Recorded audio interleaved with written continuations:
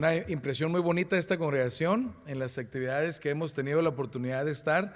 La verdad nos hemos sido muy bendecidos de aquí y hemos visto a mucha juventud, muchos hermanos trabajando. No habíamos tenido la dicha de estar exactamente en un día domingo, pero pues hoy se llegó el día y es una bendición grande para nosotros. Tenemos el deseo de compartir en esta mañana un mensaje que va dirigido para que cada uno de nosotros podamos reflexionar, podamos saber con mayor claridad cuál es nuestro siguiente paso en Cristo. En especial nos gustaría para aquellas personas que están entre nosotros, que nos visitan, tal vez la primera vez, segunda o ya ha venido en algunas otras ocasiones, que este mensaje le pueda ayudar a usted para saber cuál es su siguiente paso en Cristo. Nos sentimos muy honrados con la presencia de cada uno de ustedes y esperamos que no se vayan con dudas, con alguna pregunta que usted desee hacer. Durante el sermón no acostumbramos hacer tiempo de preguntas, pero terminando el servicio, si tiene alguna pregunta, si tiene alguna que necesita alguna aclaración, por favor, hágalo. Queremos tratar de ser claros, queremos que usted se vaya edificado, queremos que usted se vaya sabiendo cuál es su siguiente paso en Cristo. Y para ello me gustaría iniciar contándoles la historia, cómo la humanidad inició con un primer hombre, una primer mujer, y en ese lugar Dios puso al hombre en un lugar de gran bendición, en un lugar donde pudo disfrutar de la presencia de Dios. Dios lo puso en el huerto del Edén, en un lugar donde podía alimentarse de todos los árboles que había en aquel lugar, tenía una relación estrecha con Dios, en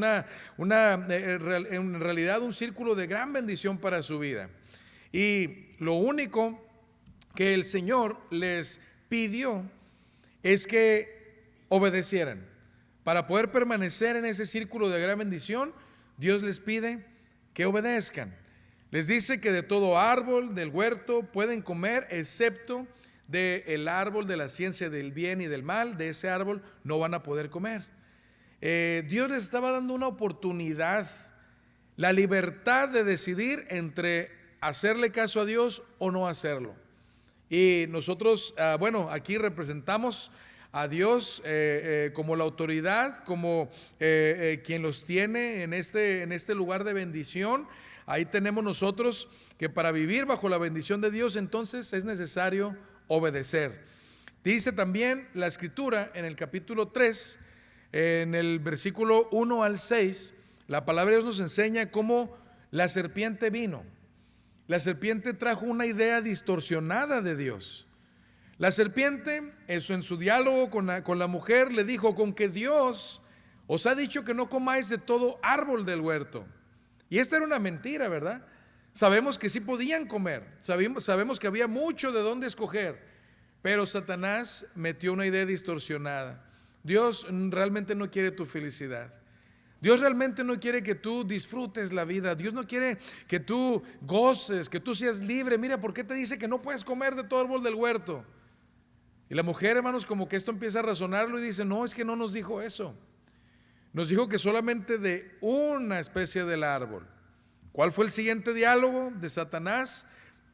Dice en el versículo 4, capítulo 3 y verso 4 de Génesis: le dijo la serpiente, o introdujo una palabra de 2 letras, y le dijo que del día que de ese árbol comieren, ciertamente no morirán.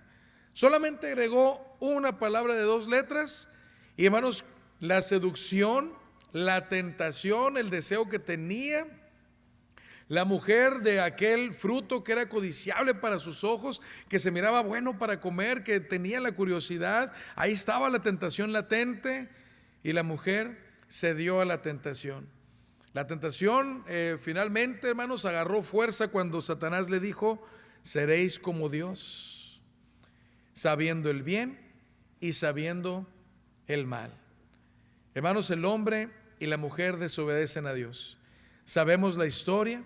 Dios les había dicho que ellos cuando hicieran esto iban a morir. La palabra muerte físicamente significa separación del cuerpo, del espíritu, y espiritualmente es la separación de Dios y del hombre. Aquí ellos fueron echados de la presencia de Dios y tuvieron que experimentar las consecuencias de su desobediencia.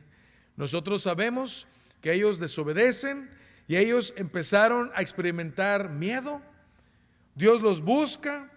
Dice capítulo 3, versos 23 y 24 del Génesis, que Dios, en este pasaje se nos enseña que Jehová los sacó, los echó del huerto, los puso querubines con una espada encendida para que no fueran a regresar y volviesen a entrar. Puso un guarda sobre la entrada, pero estando fuera, Génesis capítulo 3 y versículo 10 nos enseña que tuvieron miedo. Fueron y se escondieron.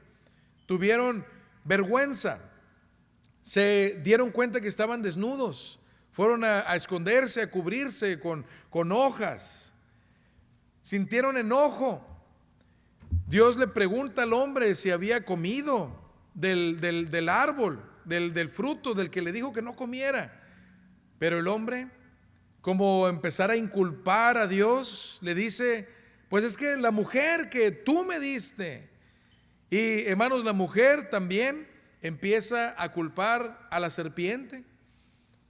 Ya no hay, hermanos, esa responsabilidad, empiezan a tener este daño en su código moral. Capítulo 3 y versículo 16 nos enseña que Dios le dijo a la mujer que iba a multiplicar en gran manera sus dolores en sus preñeces, y con dolor daría a luz a los hijos. Y en el versículo 17 le dijo al hombre: con dolor comerás de la tierra todos los días de tu vida. Hermanos, esto se representa con sufrimiento. El hombre tendría que sufrir. Y la escritura, hermanos, nos enseña que experimentaron maldad. De repente, hermanos, en una ocasión llegan Adán y Eva a su casa y reciben la terrible noticia de que uno de sus hijos lo asesinaron. Hermanos, esto es algo muy duro en el corazón de un padre. Ahora póngase a pensar, saber que el asesino es su hermano, su otro hijo. Hermanos, fuera del círculo de las bendiciones no tenemos más que tinieblas, oscuridad. No hay una forma de entender con claridad la voluntad de Dios en nuestra vida, porque el pecado, eso es lo que hace en nuestra vida, entenebrece nuestro entendimiento. Vivimos alejados de Dios solamente para recibir la paga de nuestro extravío, de nuestro pecado, que es la muerte. Romanos 6:23. Pero este es el gran problema. El problema es lo que dice Romanos 3:23: por cuanto todos pecamos y estamos destituidos de la gloria de Dios. Todos hemos pecado. Primera carta de Juan, capítulo 3 y el versículo 4, dice la escritura que el pecado es infracción de la ley de Dios. Nosotros quebrantamos los mandamientos de Dios, sea activamente o pasivamente, sea desobedeciendo un mandamiento directo de Dios, sea haciendo caso omiso de lo que Dios espera que hagamos y no lo hacemos, sea de pensamiento, sea de acción. Pero cuando nosotros pecamos, dice la escritura, estamos destituidos de la gloria de Dios. Estamos separados, no podemos tener comunión con Él. El pecado es transgredir la ley de Dios, pero no es como transgredir las leyes humanas. Usted y yo estamos acostumbrados que cuando se pasa un alto y lo mira un policía, le van a hacer una infracción y usted paga una multa, porque ahí está en el código de las leyes. Pero cuando usted quebranta la ley de Dios, no está quebrantando únicamente una ley terrenal, está quebrantando el corazón de nuestro Dios, porque sus mandamientos fueron dados por inspiración de Dios, por el aliento de Dios. 2 Timoteo 3:16 dice que toda la escritura es exhalada por Dios. Dios nos dio su ley, nos dio sus mandamientos con el propósito que nosotros aprendamos a ser felices. Y cuando Dios nos prohíbe algo en su palabra, nos limita para que nosotros no nos hagamos daño. Cuando nosotros quebrantamos esa ley que proviene de Dios, que proviene de su corazón, que proviene de su amor, nosotros no podemos pagar esa multa. No hay una multa que nosotros podamos pagarle a Dios y decirle, mira, ahí te pagué, ya perdóname, ¿verdad? Nosotros lo único que podemos aspirar es a acercarnos a Dios y pedirle perdón. Bueno, pues Dios, en su infinito amor y misericordia, ha buscado una manera, un plan para que nosotros podamos ser perdonados. Isaías 59, versos 1 y 2, dice la Escritura que nuestras iniquidades han hecho división entre nosotros y nuestro Dios, y nuestros pecados han hecho ocultar su rostro para no oír. Porque 1 de Juan 1:5 nos enseña claramente que Dios es luz y no hay ningunas tinieblas en él. Y si nosotros andamos en tinieblas, si nosotros vivimos en esa oscuridad, ¿cómo vamos a tener comunión con la luz? Y no podemos negar que estamos en tinieblas, porque primera carta de Juan, capítulo 1 y versículo 10 nos dicen que si decimos que no hemos pecado, le hacemos a él mentiroso y su palabra no está en nosotros. El problema es que el hombre sin Cristo vive siendo un esclavo del pecado. Juan capítulo 8 y verso 34 dice la Escritura así: Jesús les respondió, de cierto os digo, que todo aquel que hace pecado, esclavo es del pecado. Y un esclavo no es libre. Un esclavo tiene que obedecer a aquel que es su amo. Por eso Romanos capítulo 6, versos 16 y 17 dice la Escritura así: ¿no sabéis que si os sometéis a alguien como esclavos para obedecerle, sois esclavos de aquel a quien obedecéis? Sea del pecado para muerte, o sea de la obediencia para justicia. Entonces, cuando nosotros pecamos, nos convertimos en esclavos del pecado y no tenemos libertad más que libertad para seguir pecando. Hay gente que considera que venir a Cristo es que ya se le va a quitar lo divertido a la vida. Ya no voy a poder hacer lo que yo quiero hacer.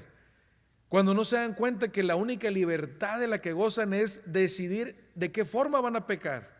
Voy a pecar ahora de esta manera, mañana voy a pecar de otra, pero mi libertad está limitada a ser esclavo del pecado. Cuando el Señor nos ofrece conocer la verdad y a través del conocimiento de la verdad darnos libertad de nuestros pecados. Juan capítulo 8 verso 32 nos lo enseña. Ese es el problema del hombre. Vivimos en pecado y vivimos separados de gozar de aquella relación que Dios quiere tener con el ser humano. La promesa que Dios nos ha hecho, nos la hizo desde este momento de la historia.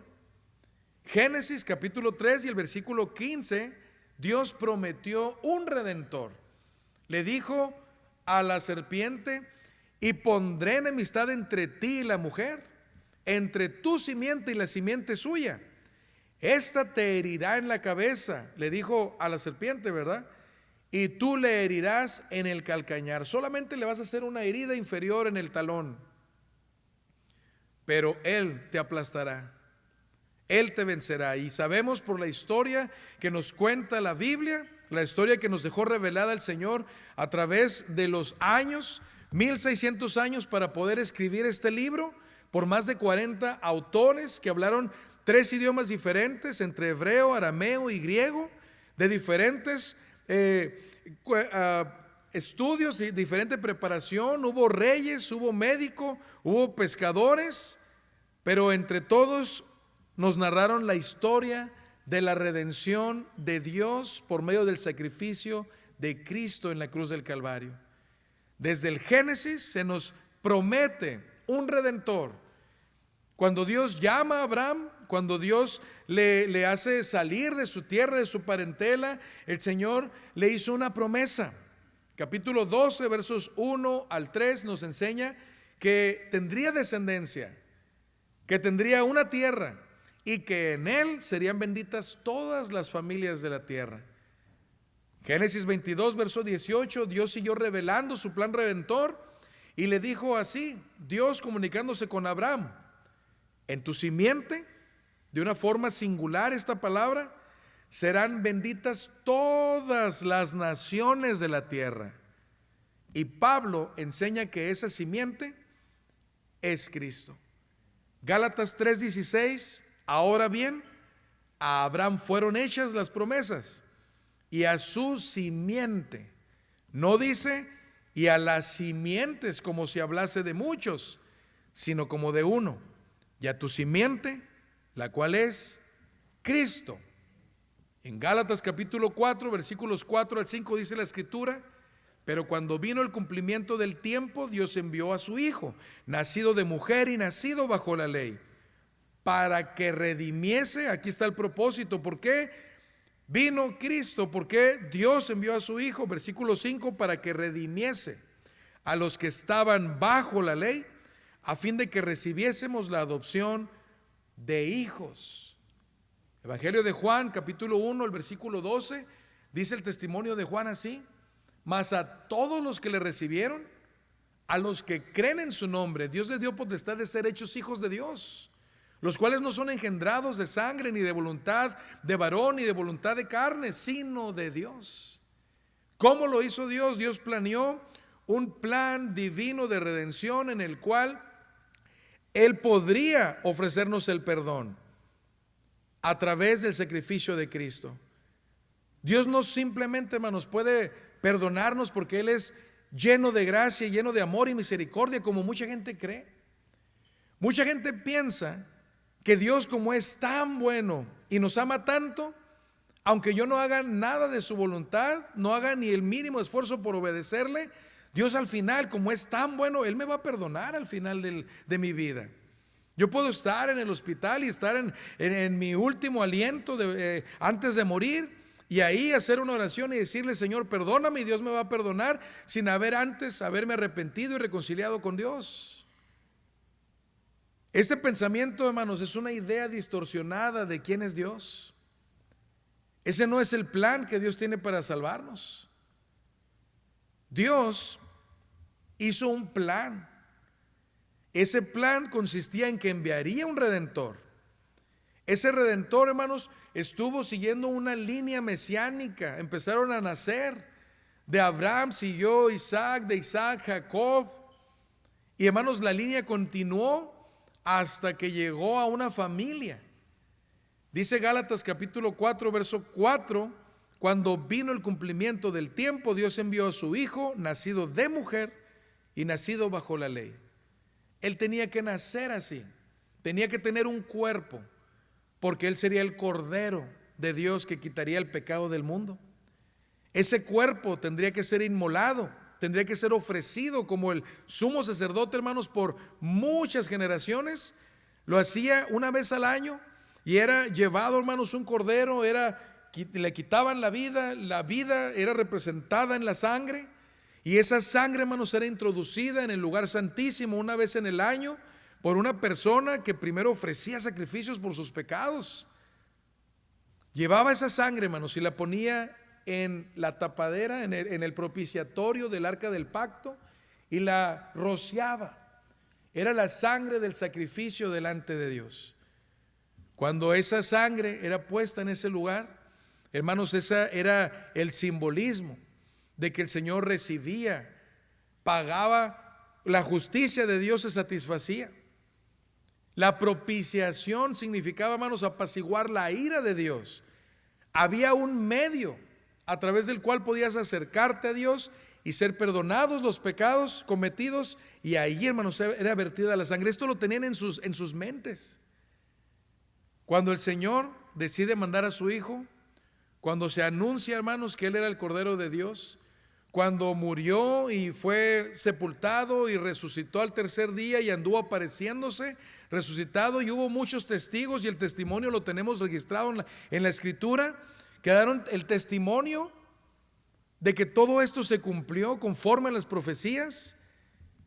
Mis hermanos, es cuando el hombre entendió lo que hacíamos allá era una sombra de lo que iba a suceder, y ahora nos está dando la oportunidad que solamente con oír ese mensaje, solamente con creer que Jesús es el único medio que Dios envió a este mundo para que muriendo por nuestros pecados fueran perdonados los míos.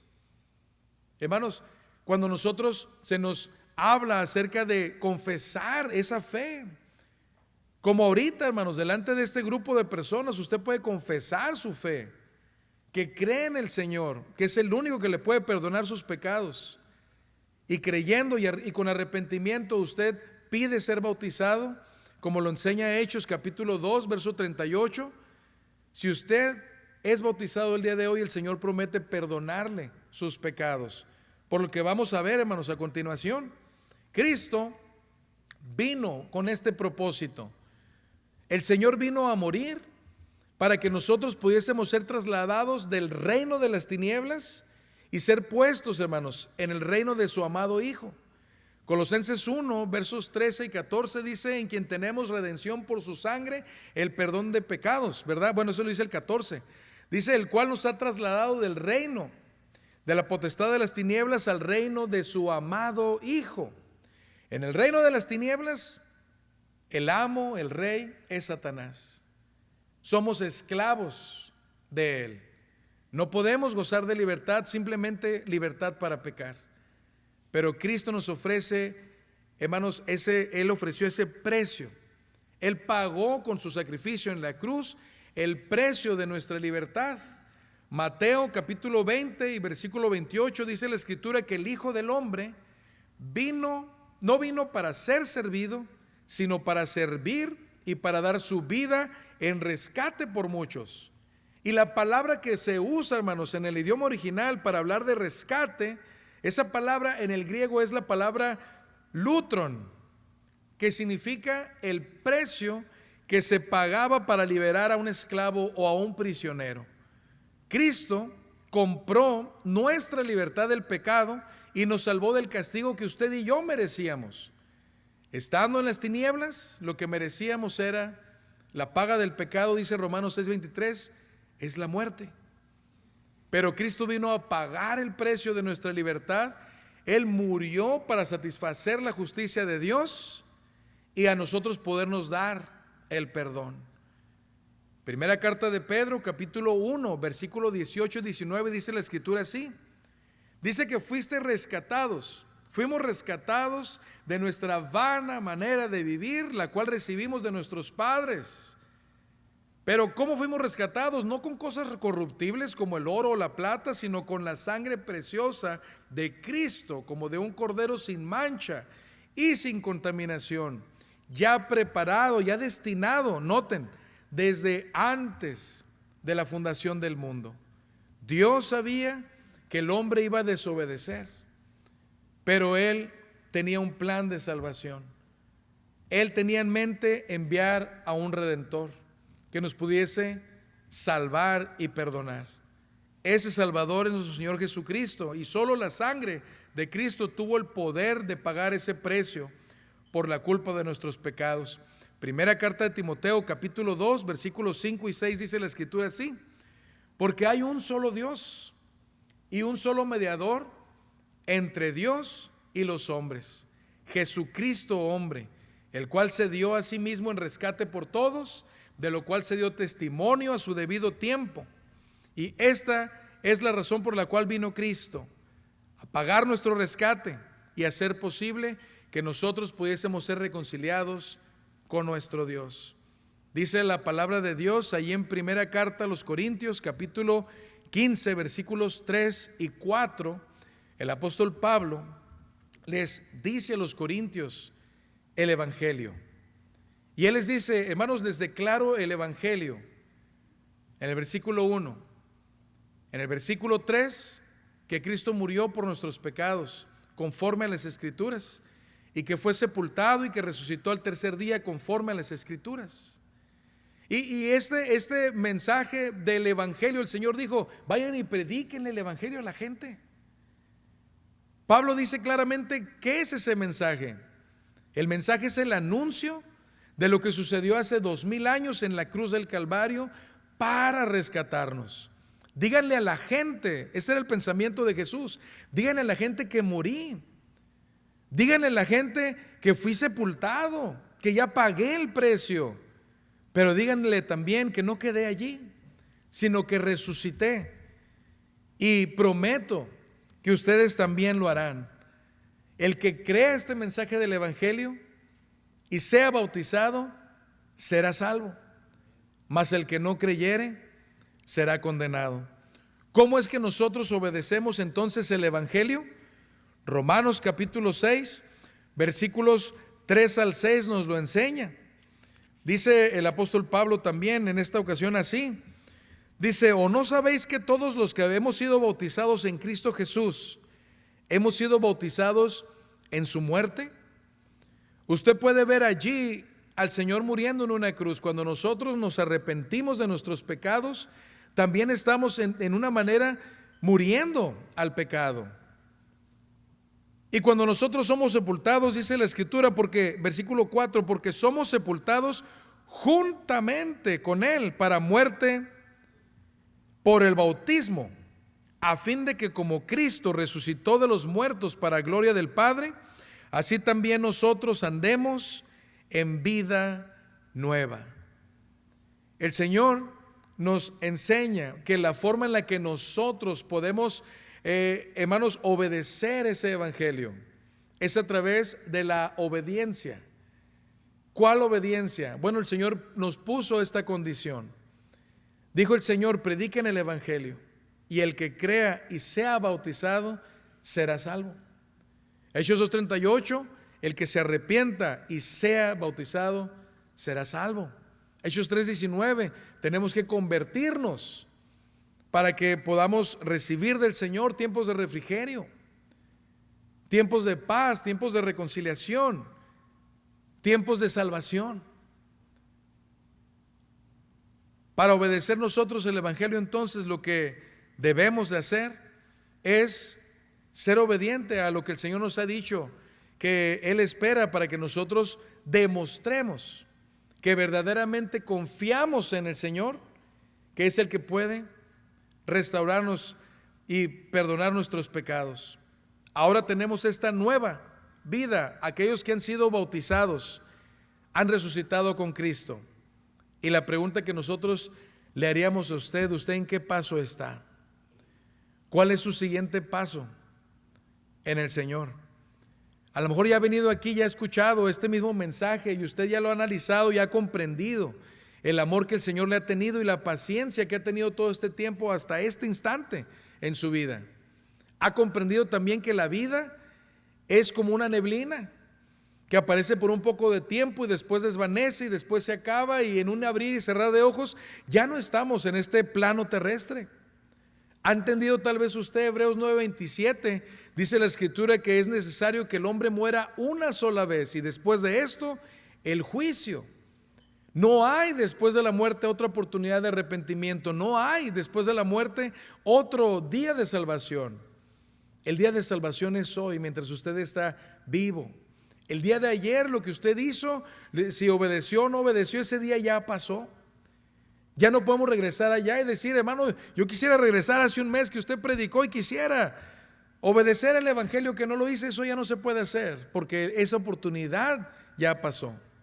Hoy es el día de salvación. Hoy el Señor quiere que usted, si ese es su siguiente paso, si usted se tiene que arrepentir, tiene que confesar su fe delante de los hombres, que lo haga, porque mientras tiene vida tiene la esperanza. Pero dice la Escritura también que le busquemos mientras el Señor puede ser hallado, porque vendrá un tiempo que vamos a querer correr a edificios como este, vamos a estar tocando la puerta y vamos a pedir que se nos bautice, porque ya estamos viendo las señales, ya estamos viendo que estamos delante del juicio. Y ese día va a ser demasiado tarde, porque el Señor vendrá por segunda vez por su iglesia. Dice Efesios 5:23 que Él es la cabeza de su cuerpo, que es la iglesia, y Él es su Salvador. Él viene por la iglesia a la que Él salvó. No por los que se llamen ser iglesias, no por los que pongan sus propias condiciones de salvación, no por los que piensen que llevar una vida buena moralmente hablando y nunca hayan obedecido las condiciones que Dios puso. No, van a ser salvos y van a ser llevados a la eternidad solamente aquellos que formen parte de la iglesia del Señor. la cual Él compró con su sangre, la cual Él redimió y la cual el Señor les da la oportunidad de estar en la presencia de Dios por la eternidad. Si usted quiere formar parte de esa salvación y de esa iglesia gloriosa, hoy es el día que puede ser añadido a la iglesia.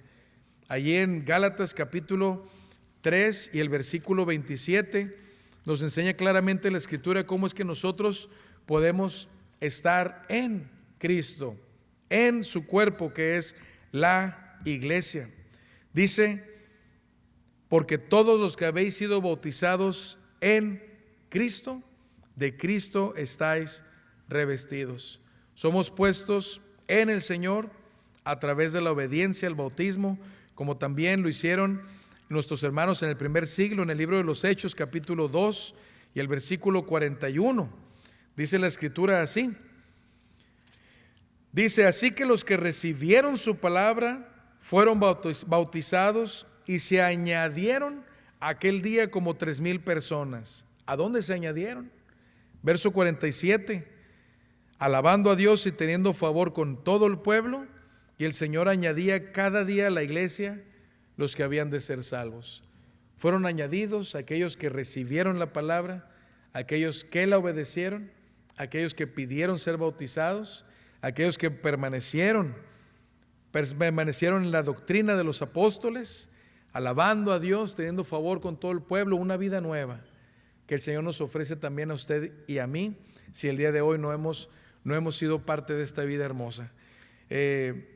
Queremos de parte del Señor dejar esta invitación para que si alguno de este lugar, de este grupo, no ha obedecido el Evangelio y lo quiere ser, el día de hoy ya ha entendido usted el mensaje, ya lo ha escuchado, solamente estaba esperando una oportunidad para obedecer. Este es el día de salvación y le invitamos en el amor del Señor. Vamos a ser dirigidos en un canto de invitación.